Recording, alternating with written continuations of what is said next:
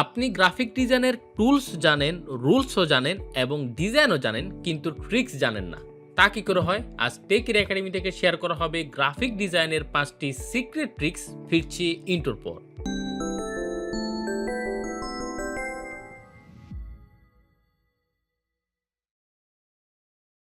Graphic ডিজাইনের 5টি secret টিপসের ভিতরে প্রথমে আমি আপনাদেরকে বলব যে, যেকোনো এলিমেন্ট আপনি শুধুমাত্র ডাউনলোড করে ইউজ করে দেন, ডিলিট করে দিবেন না। যেটা নরমালি আমিও আগে একসময় করতাম। বাট আমি আপনাদেরকে রিকমেন্ড করব যে আপনি যেকোনো রিসোর্স, সেটা হোক ব্যাকগ্রাউন্ড, যেকোনো মকআপ, যেকোনো টেক্সচার, যেকোনো ফন্ট, যেকোনো কিছু হোক না কেন, জাস্ট আপনি ইউজ করার পরে সেটা ডিলিট করে দিবেন না। অবশ্যই আপনি একটা কম্পিউটারের ভিতরে, একটা ড্রাইভের ভিতরে আপনি একটা ফোল্ডার ক্রিয়েট করে জাস্ট রিসোর্স আকারে সেটা রেখে দিবেন।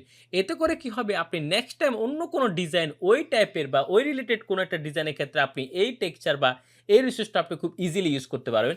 যেমন আমি আপনাদেরকে একটা এক্সাম্পল দেখাই। অলরেডি আপনারা দেখতে পাচ্ছেন আমি www.freepik.com এ চলে আসলাম।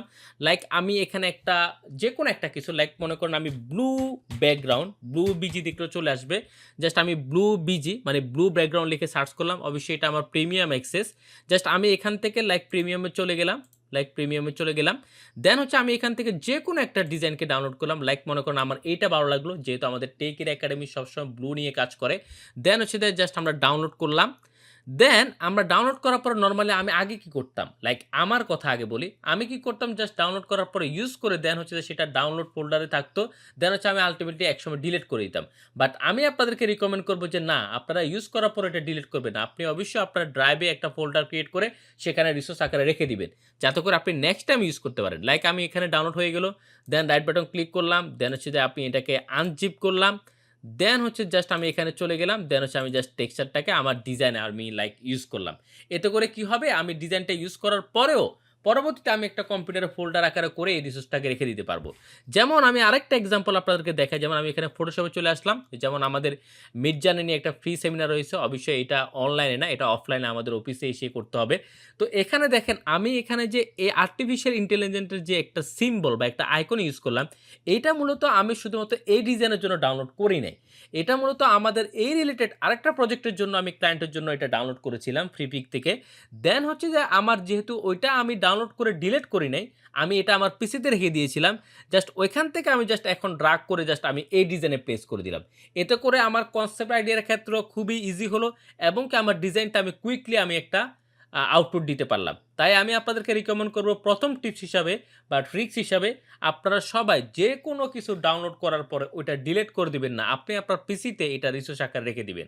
সেকেন্ড নম্বর আমরা কথা বলব সোশ্যাল মিডিয়া। গ্রাফিক ডিজাইনারদের জন্য সোশ্যাল মিডিয়া একটা ভালো একটা মাধ্যম, যদি আপনি এটাকে ইউজ করতে পারেন। লাইক আপনি একজন ডিজাইনার কিন্তু মানুষ সেটা জানে না, তাহলে এই ডিজাইন বা এই স্কিল দিয়ে আমি মনে করি কোনো লাভ হবে না। এক্ষেত্রে আপনারা কি করতে পারেন, যেহেতু বাংলাদেশের বা এশিয়া কেন্দ্রিক মানুষেরা সোশ্যাল মিডিয়াতে খুবই অ্যাক্টিভ, স্পেশালি ফেসবুকে, আপনারা এই ফেসবুকটাকে ব্র্যান্ডিং এর জন্য, মার্কেটিং এর জন্য ইউজ করতে পারেন। যারা অলরেডি ডিজিটাল মার্কেটিং নিয়ে কাজ করেন তারা অলরেডি জিনিসটা বুঝতেছেন। জাস্ট আমি আপনাদেরকে যারা ডিজাইনার আছেন তাদেরকে জাস্ট কয়েকটা ট্রিক্সের কথা বলব। যেমন আমার নামে একটা পেজ আছে। অবশ্যই আপনারা কেউ লাইক দেখে হাসবেন না, যেহেতু আমি ডিজিটাল মার্কেটার না। জাস্ট আপনারা দেখেন এখানে কিন্তু আমি চেষ্টা করি, আমি যে কোর্স করাই, আমি যে সকল ডিজাইনগুলা করাই বা হচ্ছে গ্রাফিক রিভারে আমার ৫ বছর ৬ বছর হচ্ছে, সেগুলা কিন্তু আমি কন্টিনিউ এখানে আপলোড করি। আমার মোশন ডিজাইনের কাজগুলা, মকআপ নিয়ে বা হচ্ছে আমি যে সকল কাজগুলা করি বা মোশনের কাজগুলা করি, সেগুলা কিন্তু আমি কন্টিনিউ এখানে আপলোড করি। এতে করে কি হবে, আমার যারা অডিয়েন্স আছে তারা কিন্তু এটা দেখবে, তারা কিন্তু বিশ্বাস করবে, ও আরিফ ভাই তাহলে হচ্ছে ক্লায়েন্টের সাথে কাজ করতেছে বা হচ্ছে ক্লাস করাচ্ছে। তখন কিন্তু আল্টিমেটলি সেখান থেকে কিন্তু আমি ইনকাম জেনারেট করতে পারতেছি। আমি অনেককে জানি যারা ভালো ডিজাইন করে কিন্তু মানুষ তাদেরকে চিনতেছে না, অথচ তার পাশের লোকও জানে না।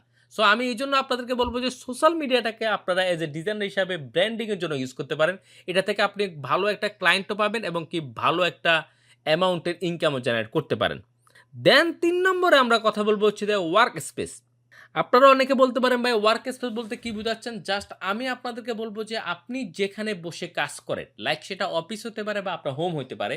স্পেশালি আমি বলব যে আপনার হোমের কথাই বলব, কারণ আমরা সবসময় হোমেই খুব ভালো ক্রিয়েটিভিটির কাজ করে থাকি। অবশ্যই এই ক্ষেত্রে অনেকে বলবেন যে ভাই অফিসে কি করা যায় না নাকি? বাট আমি মনে করি অফিস থেকে হোমটা একটু ভালো আউটপুট দেওয়ার জন্য চেষ্টা করে।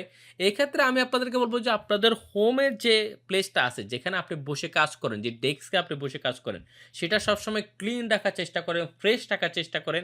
কারণ এখান থেকে আপনার নতুন ক্রিয়েটিভিটি, নতুন আইডিয়া জেনারেট হবে।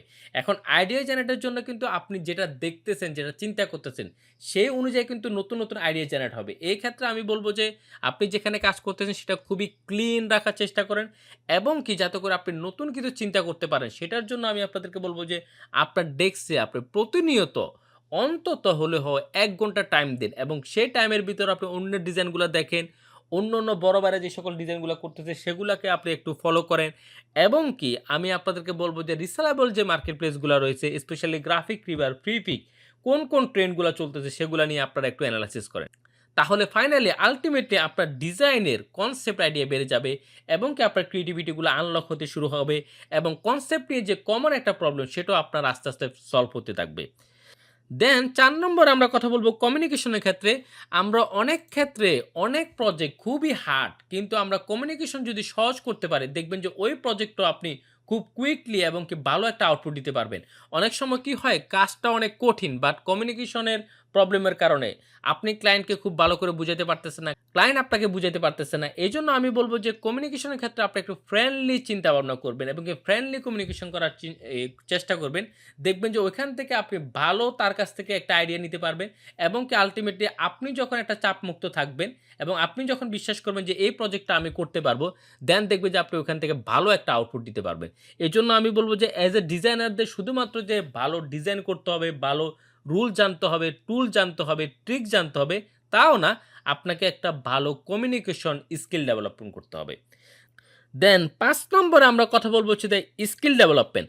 আপনাকে প্রতিনিয়ত স্কিল ডেভেলপমেন্ট করতে হবে। কারণ আমরা এমন একটা সেক্টরে আছি যেটা প্রতিনিয়ত আপডেট হচ্ছে।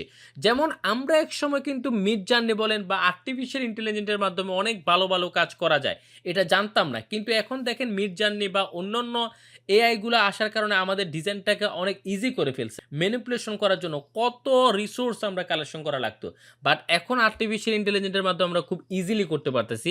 এজন্য বলব যে প্রতিনিয়ত আপনাকে আপডেট হতে হবে। নতুন টিউটোরিয়াল দেখতে হবে, নতুন কোর্স করতে হবে। অবশ্যই সেটা প্রিমিয়াম লেভেলের কোর্সগুলা করতে হবে।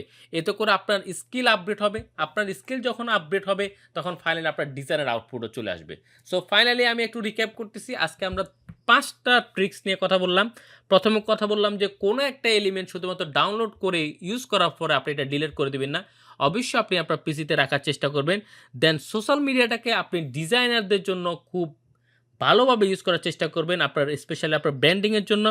দেন আপনার যে ওয়ার্ক স্পেস যেখানে আপনি কাজ করেন অবশ্যই সেটা ক্লিন রাখার চেষ্টা করবেন এবং কি যাতে করে আপনি ওইখান থেকে ভালো একটা চিন্তা ভাবনা করতে পারেন এবং কি ভালো একটা আইডিয়া জেনারেট করতে পারেন।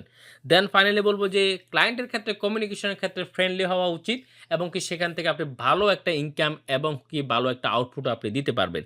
দেন ৫ নম্বরে আমরা স্কিল ডেভেলপমেন্টের কথা বললাম। যেহেতু এখন আর্টিফিশিয়াল ইন্টেলিজেন্স চলে আসতেছে, সো অলরেডি চলে আসছে এবং কি এটা প্রতিনিয়ত আপডেট হচ্ছে। সো আমাদেরকে ওই সকল আপডেট জিনিসগুলোর সাথে তাল মিলিয়ে আমাদেরকে ফাইনালি ডিজাইন করতে হবে। তো আজকে এতটুকু পর্যন্ত। এছাড়াও টেকের একাডেমির মাস্টার কোর্স রয়েছে, যেখানে যারা ডিজাইনের শুধুমাত্র টুল জানেন বা বেসিক জানেন, কিন্তু একটা প্রফেশনাল ডিজাইন কিভাবে করবেন বা রিসোর্স কোথা থেকে কালেকশন করবেন, কোথা থেকে প্রিমিয়াম রিসোর্সগুলো ডাউনলোড করবেন সেটা জানেন না, বা হচ্ছে গ্রাফিক রিভার এবং ফাইবারে কিভাবে কাজ করবেন বা লোকাল ক্লায়েন্টের সাথে কিভাবে কমিউনিকেশন করবেন বা কাজ নিয়ে আসবেন সেগুলো জানেন না, তাদের জন্য মূলত এই কোর্সটি। তো আজকে এতটুকু পর্যন্ত। সবাই ভালো থাকেন, সুস্থ থাকেন। সবাইকে আসসালামু আলাইকুম ওয়া রাহমাতুল্লাহ।